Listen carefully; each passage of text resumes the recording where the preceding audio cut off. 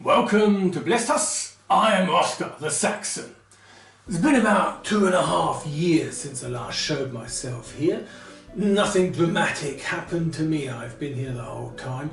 Obviously things have happened in my life. Last year an aunt of mine died, the first in her generation in my family to leave. The year before that one of my dogs died. 2 years prior the last of my grandparents died.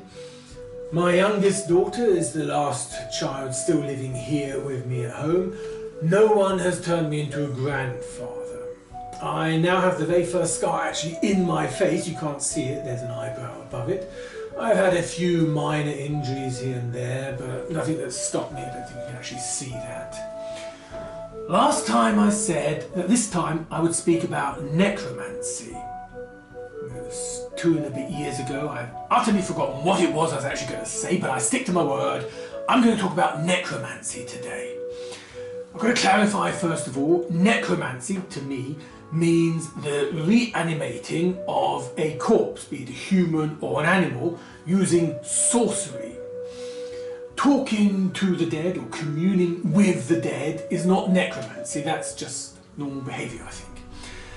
I've also got to point out that I am strictly against any form of necromancy. I have never and never will ever use any form of necromancy. I will not encourage anyone to do it. It is an abomination. That's a word that I very seldomly use. Earlier in history, people had stories about vampires, zombies, werewolves. Werewolves aren't undead, but fall into this category of things that were explained with it's a curse, right?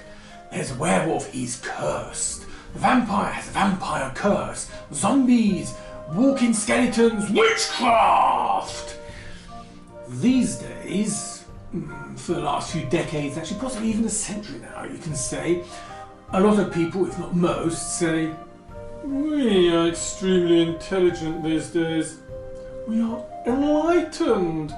We do not believe in these superstitions. Oh no, no, no, no. We have science and can explain everything.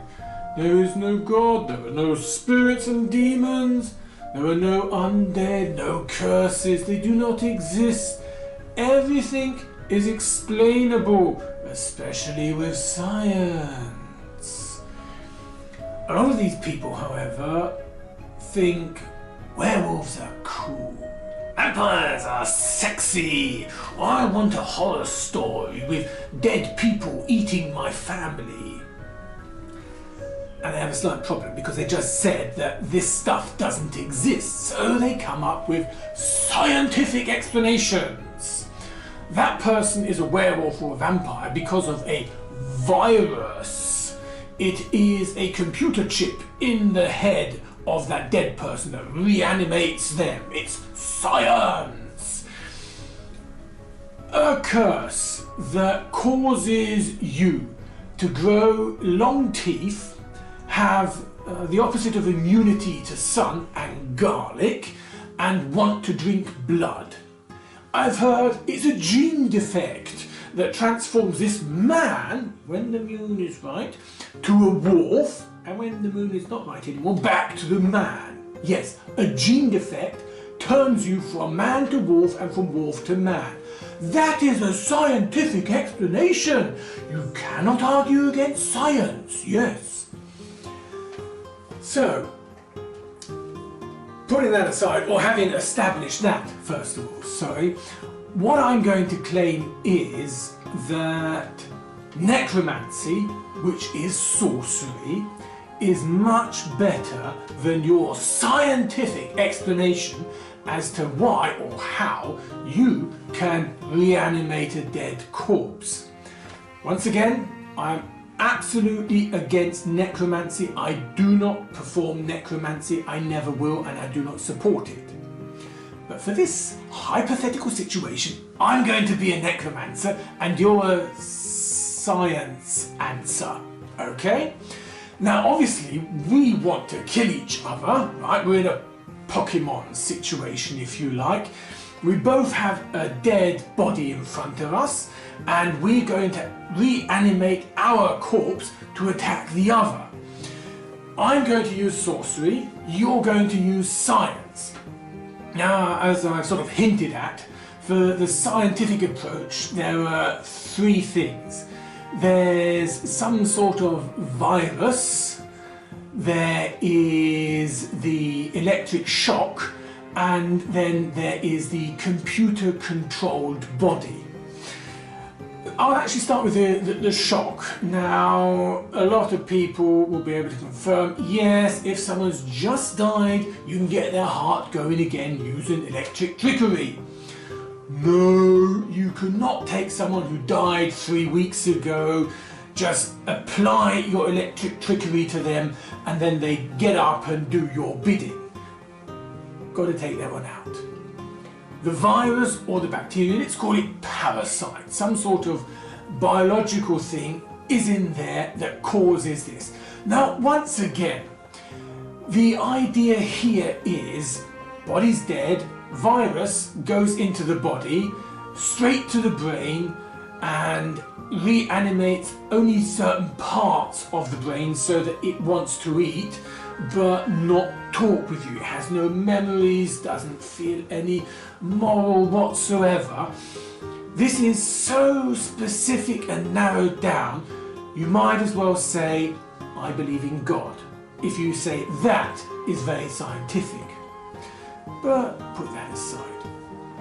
So, you can reanimate your corpse with a parasite or with some sort of electronic thing, a chip in the brain, little robots, nanobots that go into the body and start controlling it, and you're sitting there at your keyboard telling them what to do.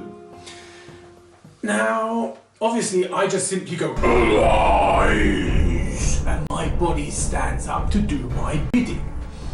I probably have to do one or two other things. But I'm not going to do them because I don't want to perform necromancy here live on camera, obviously. So, first of all, there's a question of speed. I'm not talking about how fast our corpses can move. I'm talking about the fact that I just simply say, arise, and the body stands up. You have a corpse that has no blood flow. You put your viruses in there, and they stay where you put them. They can't really move through the body very fast. It's going to take a long time until your viruses can take over this body and reanimate it. So obviously you use your nanobots, who have the same problem. You apply them to one point in the body, obviously straight into the brain, because it's going to take them a long time to move if there's no blood flow. But once they're in there, they can get it going. However, I think that by the time you've got your corpse going, mine could be over and walloping you. Next up is strength. Now, when our bodies died, not our bodies, the bodies in front, when they died, they had a certain amount of strength in the moment while they still lived, just before they died. And from there on, their bodies are deteriorating. They can only have less than the 100% strength they had to start with when they died. Depending on how far they've deteriorated, the strength that they can bring up in afterlife would be, I don't know, 90, 80, 70% of what they would have had if they were still alive. Here, there might be a difference that I'm using magic, sorry, sorcery, not magic, and with my magic abilities, I can possibly also enhance the strength of my undead servant. You cannot do that. Next comes control. You've implanted your virus that took a long time to get into the right part of the deteriorated body. It stands up and it starts attacking you, just as likely as me. You have no control over it whatsoever. Now, fair with zombies in pop culture, it's normally a situation of they are uncontrollable and they come to eat your family and you too and your friends and I don't know what. And that is part of the horror, right? But in this situation, that's not very useful for you. Any form of parasite, be it virus, bacteria, little worms, whatever you put in there, you're almost likely not going to be able to control it. You're not going to be able to control them, so you can't control the body either. Whereas I, with my sorcery, am giving it direct commands.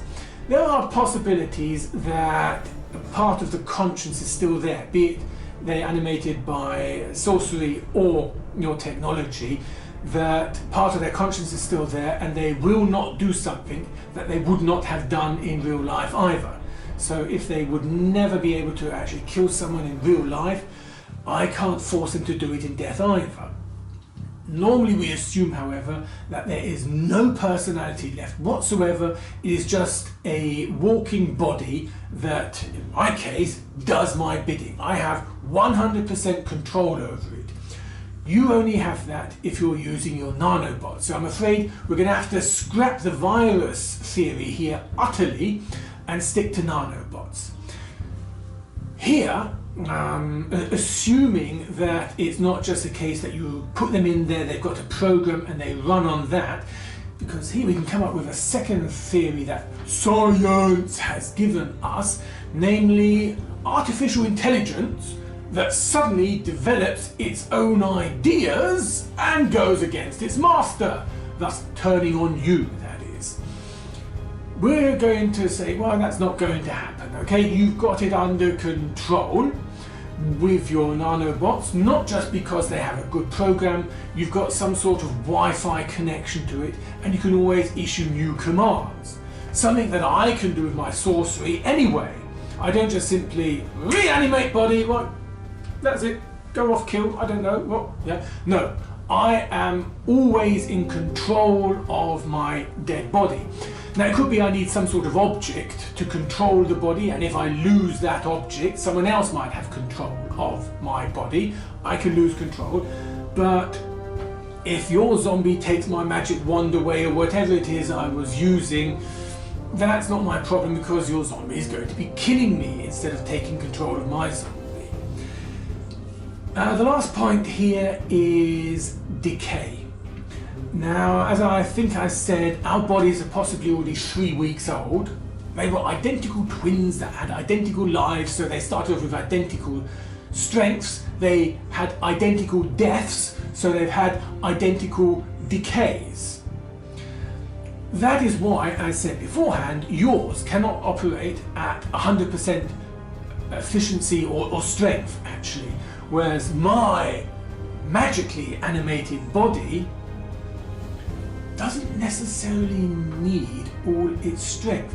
If you think about it, it's not just always the flesh that we see. A lot of stories, necromancers take skeletons, reanimate theirs. These skeletons pick up swords and shields and start fighting the story's hero.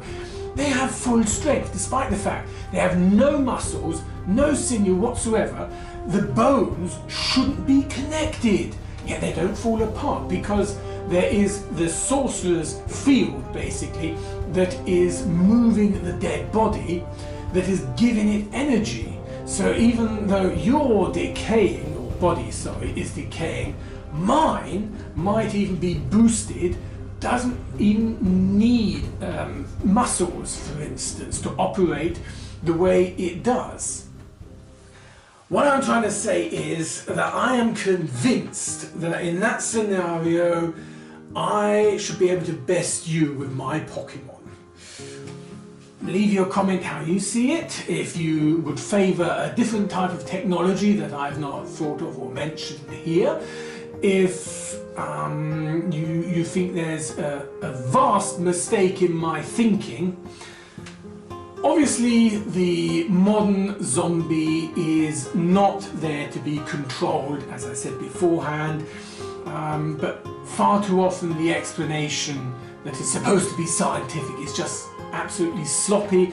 Actually, the The explanation why an undead or a werewolf is that is so far-fetched, you might as well claim that you're a werewolf because Lucifer humped your great-grandmother.